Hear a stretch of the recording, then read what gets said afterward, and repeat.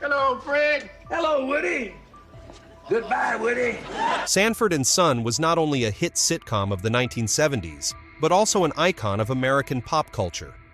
Inside a junk shop in the Watts neighborhood of Los Angeles, Fred and Lamont made tens of millions of viewers laugh every week with their sharp-tongued, witty banter. Yet that bright light only reflected half the story. Behind the scenes where the audience never looked, there were tense stares, harsh exchanges, and relationships broken beyond repair. Shortly before his death, Redd Foxx, the soul of the show, revealed a list of 5 colleagues he claimed he could never stand. What turned a comedy legend into someone who carried bitterness to the very end? And how did those hidden resentments change the way we see Sanford and Son? Don't miss out, hit follow to uncover the full truth behind this legendary sitcom. From trash to television legend. The spotlight on stage was only a small slice of Redd Foxx's life. To understand why he could make all of America laugh while leaving behind a list of people he openly despised, we have to look beyond the set of Sanford and Son. That story begins far from the cameras on the impoverished streets of St. Louis, where a boy named John Elroy Sanford once rummaged through garbage for food. It was this harsh beginning that forged the sharp-edged personality and bitter humor that audiences would later come to know so well.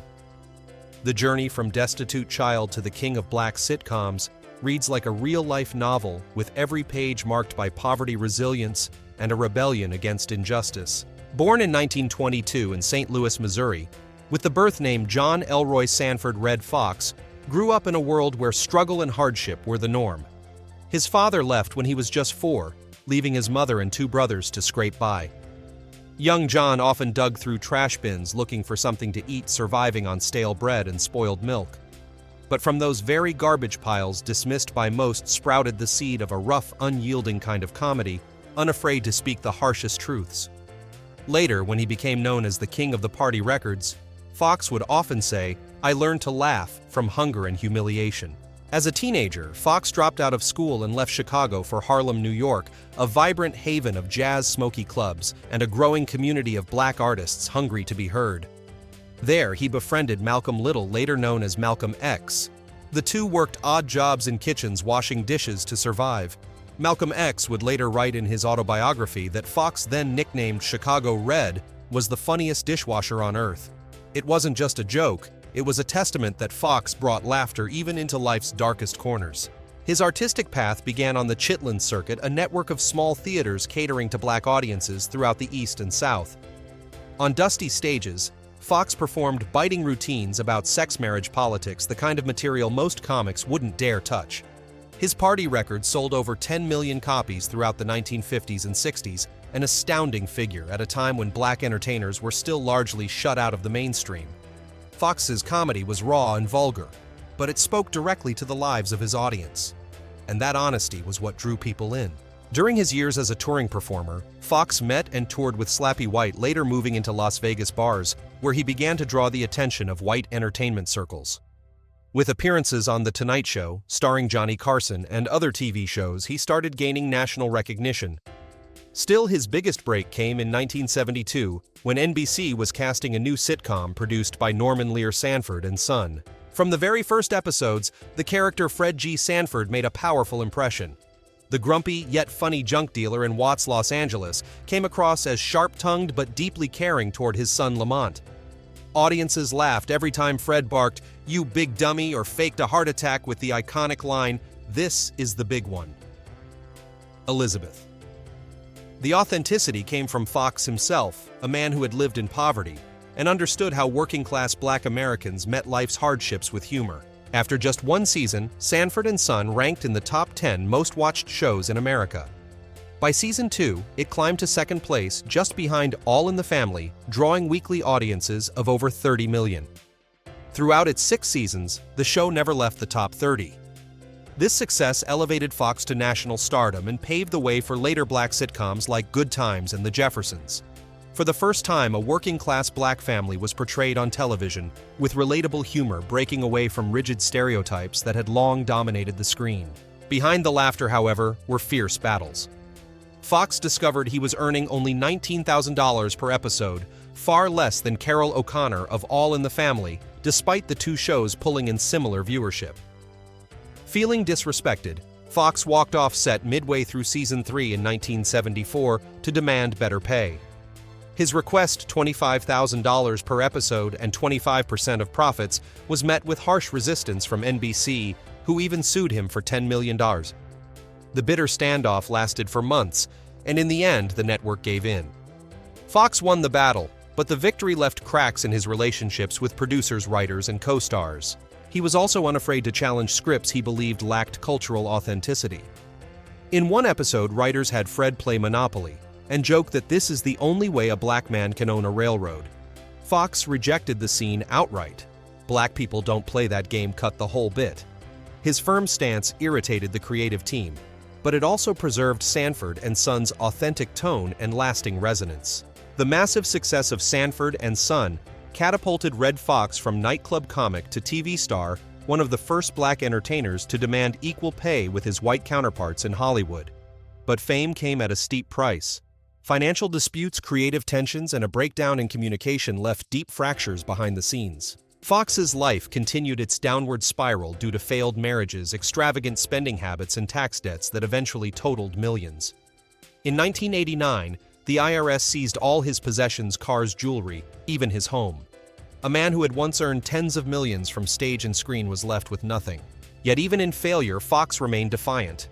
He returned to small shows, made appearances in several TV projects, and in 1991, CBS gave him a chance to return with the sitcom The Royal Family. During promotional interviews, Foxx beamed with optimism, saying, "I still have a lot to give." No one could have predicted that just days later during a rehearsal, he would collapse from a real heart attack, a cruel irony after years of pretending to clutch his chest and fall for laughs. He died at 68, leaving behind profound sorrow and a comedic legacy that remains unmatched. Redd Foxx rose from the garbage heaps of St. Louis to the heights of American television, wielding laughter as a weapon against injustice, prejudice, and lifelong contempt. He left behind not just jokes, but a lasting lesson that even someone from the lowest rung of society can force the world to listen.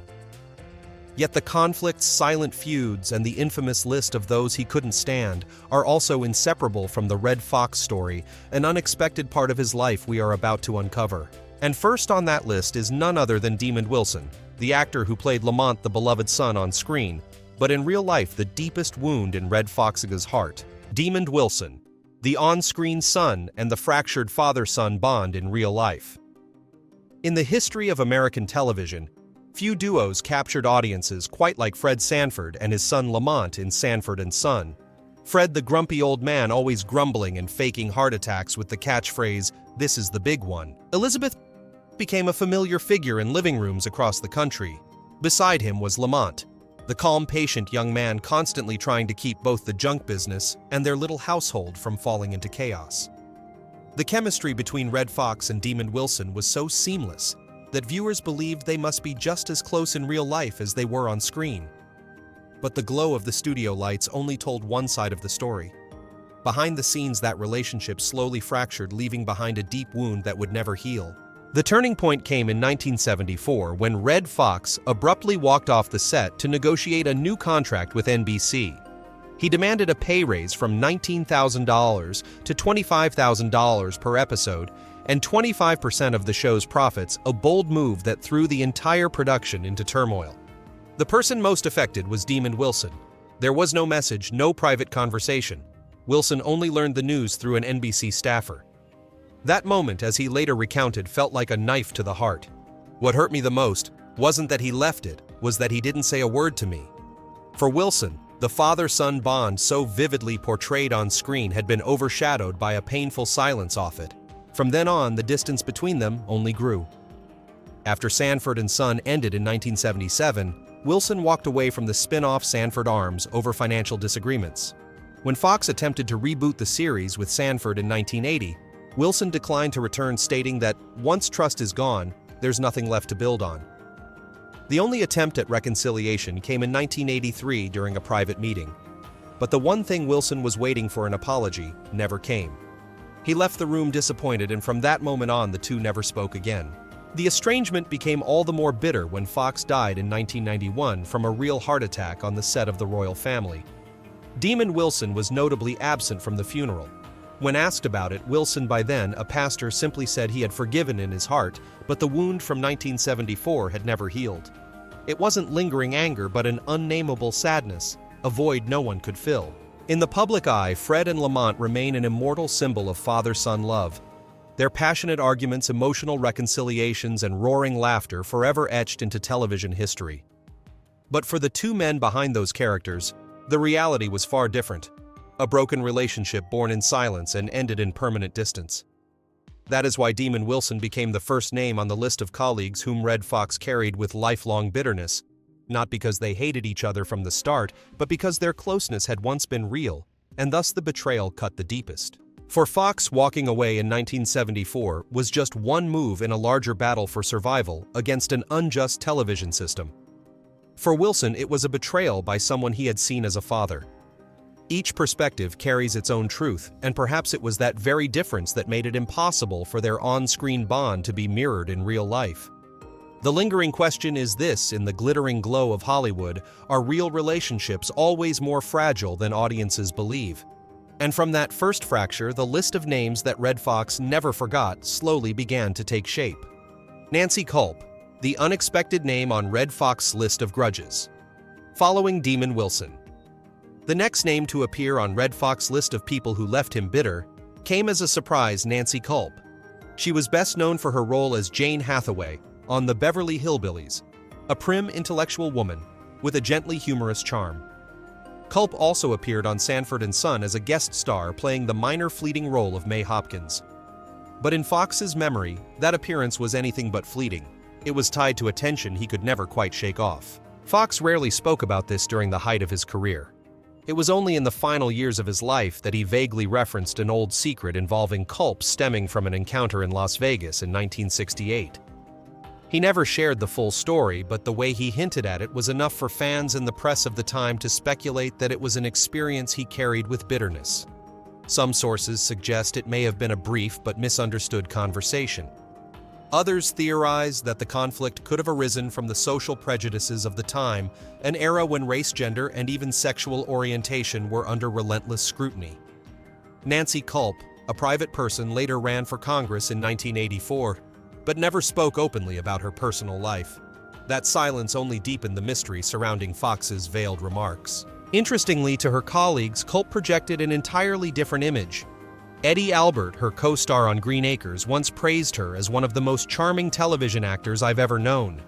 Within the industry, she was remembered as an intelligent, witty, kind woman who was widely admired.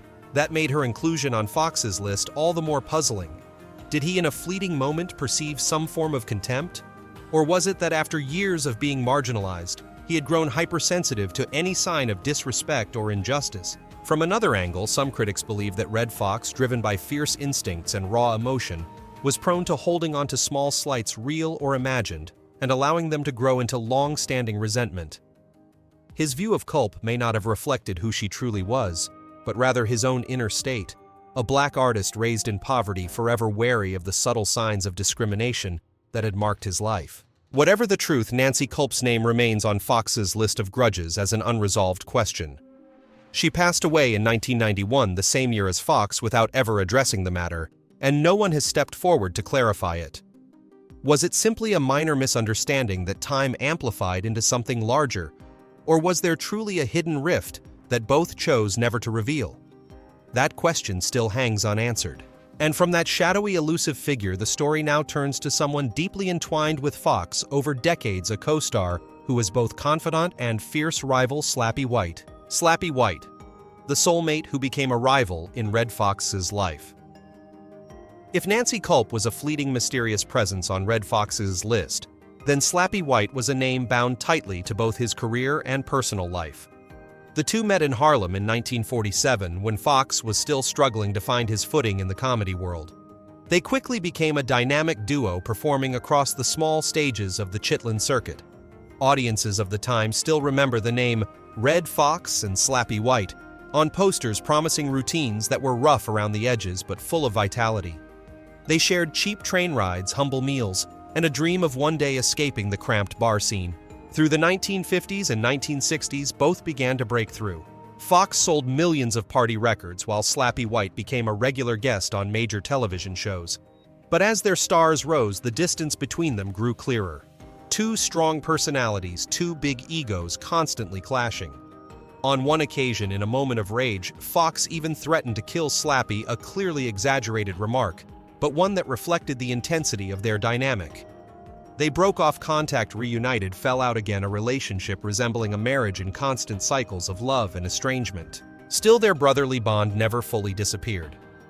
In 1977, when Fox was given the chance to host his own show on ABC, the Redd Foxx Comedy Hour, he immediately invited Slappy White to be a regular guest. The decision surprised many, but it also showed that Fox could never completely turn his back on his old friend. Unfortunately, the show was short-lived, and once again their friendship fell into a familiar pattern of misunderstandings and distance. What made Slappy White special was that he wasn't just a colleague, he was a mirror reflecting the rebellious side of Fox. They loved each other like brothers, and competed like rivals, often to the point of betrayal. Some in the industry described their relationship with the phrase love-hate, where laughter and anger always walked hand in hand. And perhaps it was this extreme closeness that made every argument leave a scar too deep to fade. In their later years, the two managed to reconcile, at least in part, but the closeness was never quite the same. Slappy White later reflected Redd was a genius, but with genius comes storms. That statement felt like both praise and reproach. Was it Fox's fiery nature and enormous ego that caused him to see Slappy more as a rival than a partner? Or was it simply the way two artists too similar in spirit struggled to make room for each other? Whatever the answer, Slappy White remained a uniquely complex figure in Redd Foxx's life, a soulmate whose friendship could turn to animosity in an instant.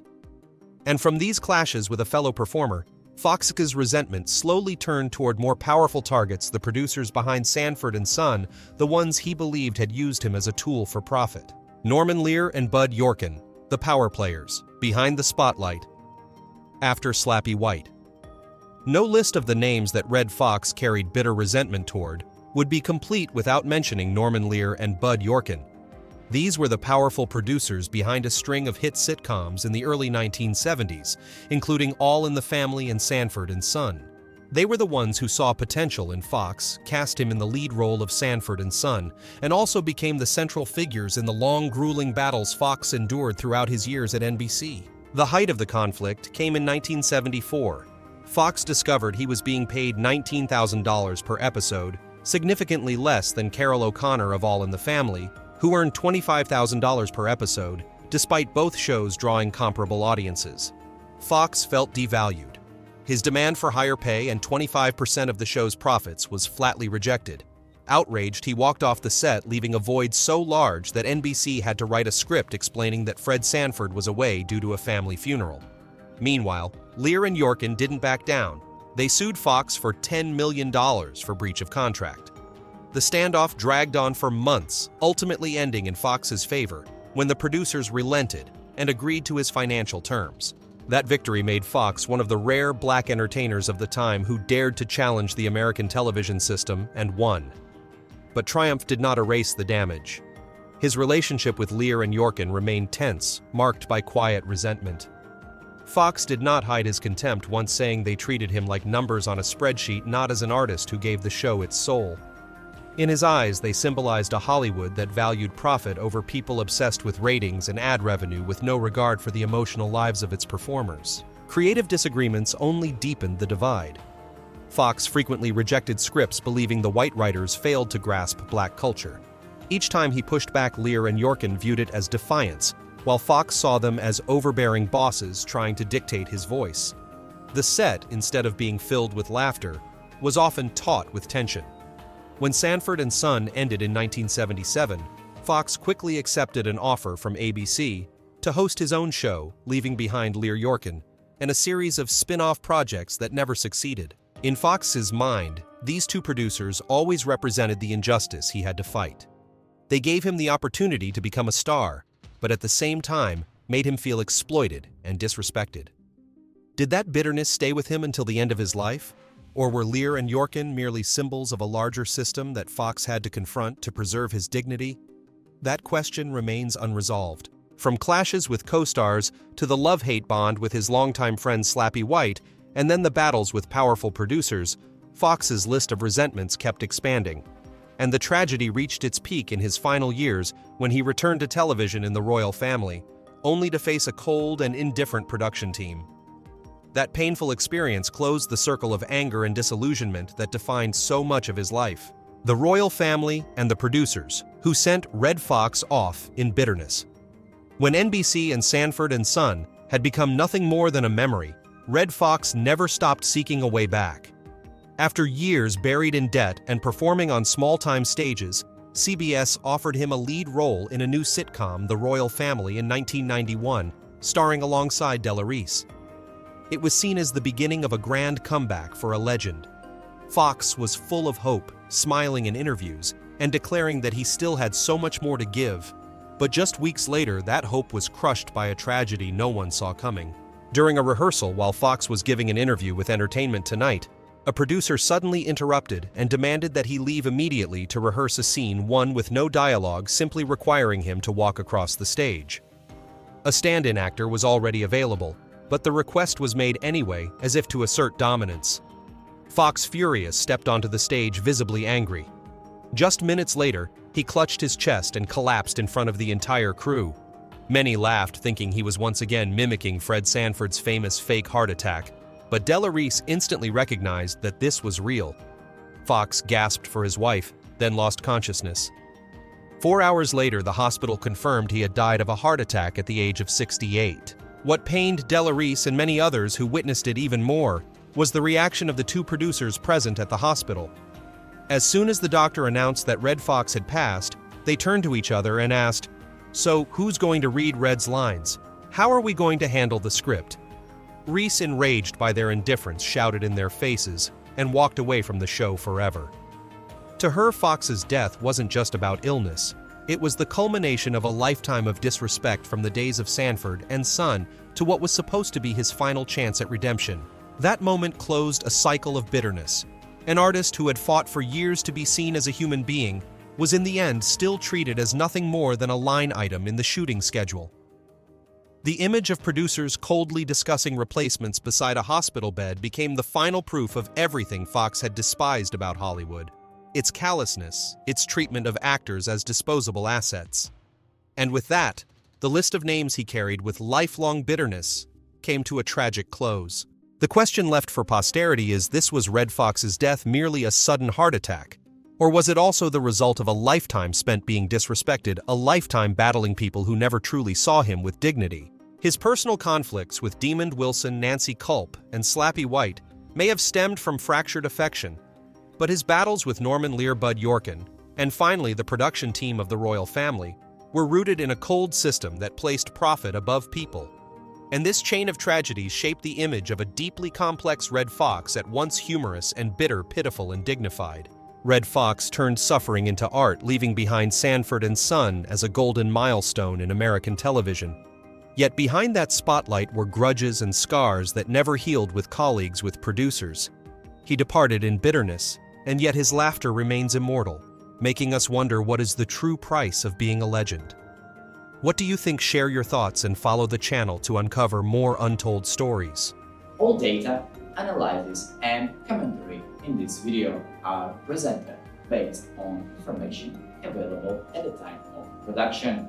The content is subject to change over time and should not be considered a definitive forecast. There is still so much more to explore: stories of resilience, legacy, and truth. Feel free to dive into some of our top recommended videos now appearing on your screen.